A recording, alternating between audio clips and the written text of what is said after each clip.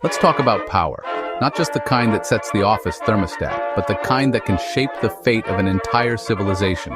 The kind that echoes through centuries and leaves a mark on the world. This is the kind of power that rewrites history, topples dynasties, and challenges everything people thought they knew about who should rule. Imagine a 14-year-old girl, barely more than a child, entering the Forbidden City as a low-ranking concubine. She was expected to be invisible, a mere ornament in a world ruled by men. Fast forward through years of palace intrigue and danger, against all odds, that same girl becomes not just empress, but emperor. The only woman to ever officially rule China in her own right. Her name, Wu Zetian. In a world where women were supposed to be silent, she didn't just break the rules, she rewrote them, turning the expectations of an entire empire upside down. She started as a fifth-rank concubine, basically palace decor, someone meant to be seen and not heard, her ambitions hidden behind a mask of obedience. And yet, she ended up declared a living Buddha, founding her own dynasty and reshaping the spiritual and political landscape of China. Her rise was nothing short of a political earthquake. She survived jealous consorts, outmaneuvered scheming eunuchs, and faced down officials who saw her as an affront to heaven itself, challenging the very order of the cosmos. Every day was a game of survival, but Wu didn't just survive, she thrived, turning every setback into an opportunity. She turned palace intrigue into her personal ladder, climbing to the very top, step by calculated step. This isn't just a history lesson, it's a story of ambition, intelligence, and ruthless determination, a reminder that greatness can come from the most unexpected places. Wu Zetian started with nothing but her wits and willpower, and remade an empire in her image, leaving a legacy that still fascinates the world today. Buckle up. This is how a girl called Talented Lady became the daughter of heaven, and how she changed the course of history forever. So how did Wu Zetian do it? How did a woman born into a world where her fate seemed sealed by her rank and gender rise to become one of the most powerful figures in Chinese history? She entered Emperor Taizong's court as a fifth-rank concubine, hardly a ticket to power. In a palace filled with hundreds of women, her position was almost invisible, her influence nearly non-existent.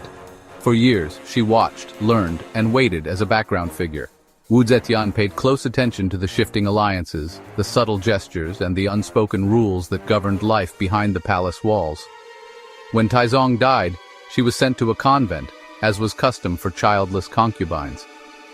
Many would have faded into obscurity, but Wu's ambition was undimmed even in isolation.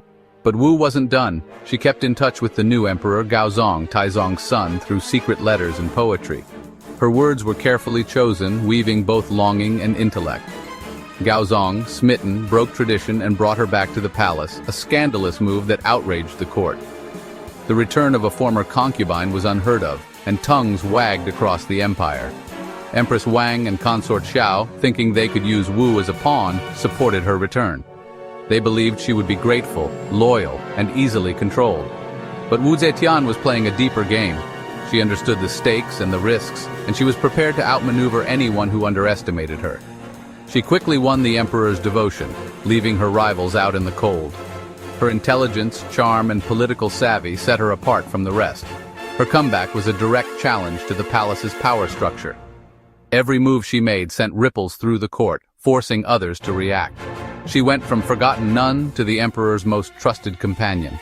Her transformation was nothing short of extraordinary, and it was only the beginning. The board was set, and Wu was ready to make her next move. Every decision was calculated, every alliance carefully considered. She wasn't aiming for fifth place anymore. Her sights were set far higher, and she would stop at nothing to achieve her goals. She was aiming for the throne, and nothing would stand in her way. Back in the palace, Wu Zetian set her sights on becoming empress. Her ambition was unmatched, and she was determined to rise above every obstacle in her path, no matter the cost. Empress Wang stood in her way, until a scandal changed everything. The rivalry between the two women simmered beneath the surface, threatening to erupt at any moment. Wu's infant daughter died mysteriously after a visit from Wang. Wu accused the empress of murder. The palace was thrown into chaos as whispers of betrayal and tragedy echoed through the halls. The emperor, devastated and besotted, believed her. His grief clouded his judgment, and he turned away from Wang, the woman he once trusted. Whether Wu orchestrated this or seized the moment, it worked. Wang was deposed, and Wu became empress. The balance of power shifted overnight, and Wu's influence grew stronger than ever. She didn't stop there. Her old rivals were imprisoned and, according to legend, met gruesome ends. Wu's rise was marked by both cunning and cruelty, as she eliminated anyone who threatened her position. True or not, Wu's reputation for ruthlessness was cemented.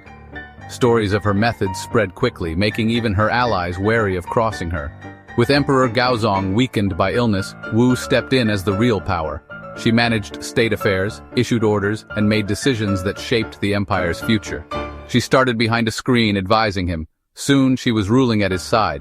Her presence in court became impossible to ignore, and her authority was absolute. The court called them the Two Sages, but everyone knew who was in charge. Ministers and officials learned quickly that Wu's word was law. Wu Zetian was no longer just the emperor's wife. She was the mind of the empire. Her vision and willpower drove the dynasty forward, reshaping the court in her image. The woman behind the throne was now sitting on it. She had claimed the ultimate prize, and the empire would never be the same, and she was just getting started. Wu Zetian's reign was only beginning, and her legacy would echo through history.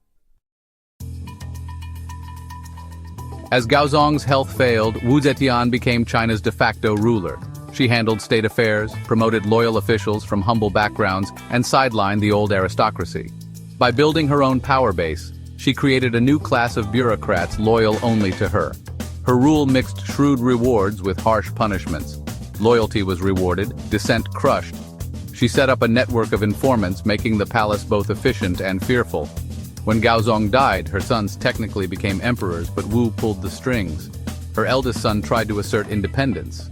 She swiftly deposed him. She installed her younger, more pliable son as a puppet emperor. Wu Zetian ruled as Empress Dowager and Regent with absolute authority. The curtain was gone. She was the power in plain sight. The old order was finished. Wu Zetian was now the state, and she wasn't done yet. With her son as a puppet, Wu Zetian faced constant threats from the old aristocracy and imperial family. Her answer: the secret police. This was the infamous reign of terror, paranoia, purges, and fear. Secret police chiefs like Lai Junchen encouraged citizens to inform on each other, creating a climate of suspicion. Anonymous accusations led to brutal interrogations and executions, wiping out rivals and dissenters. Was it monstrous or necessary? For Wu, it was survival in a world that would never accept her rule. The terror worked, opposition was silenced, and her grip on power tightened. For years, no one dared challenge her. The court was subdued, and Wu Zetian was ready for her boldest move yet. She had used fear to clear the path. Now she would claim the throne for herself. The empire was hers.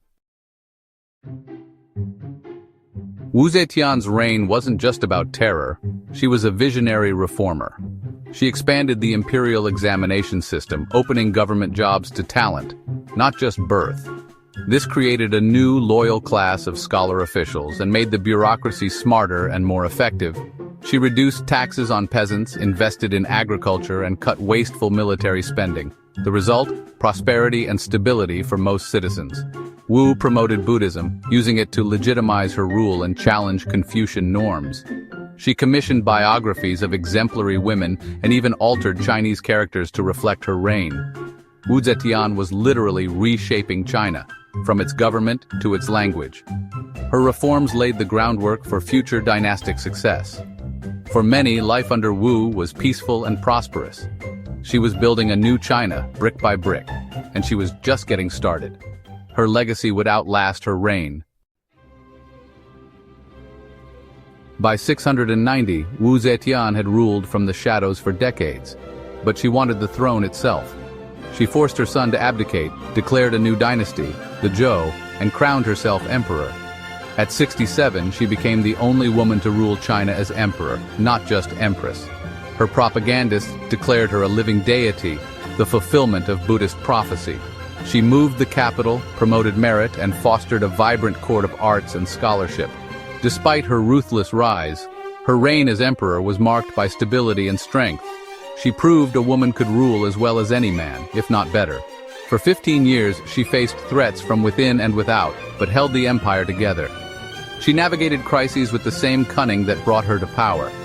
Wu Zetian reached the pinnacle, unmatched, unchallenged. She held on with everything she had.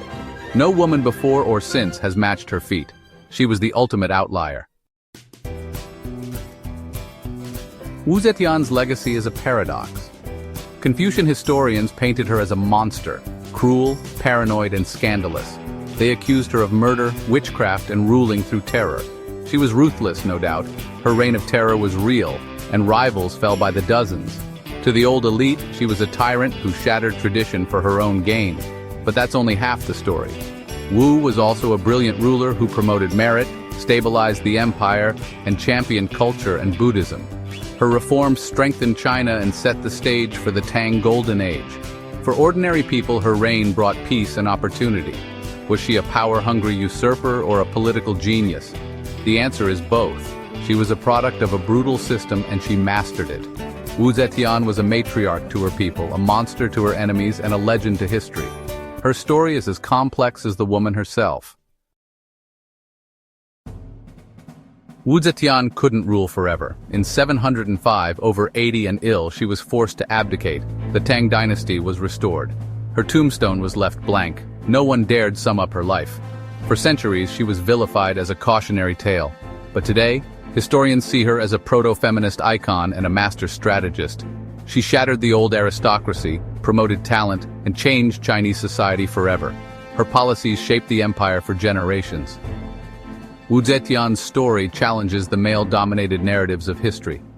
She proved women could wield power, lead nations, and change the world. Her legacy is a testament to human will against impossible odds. History is richer for her story, and for the stories of other women like her, so keep digging, keep questioning, and keep learning. Wu Zetian's chapter is one of the best in history.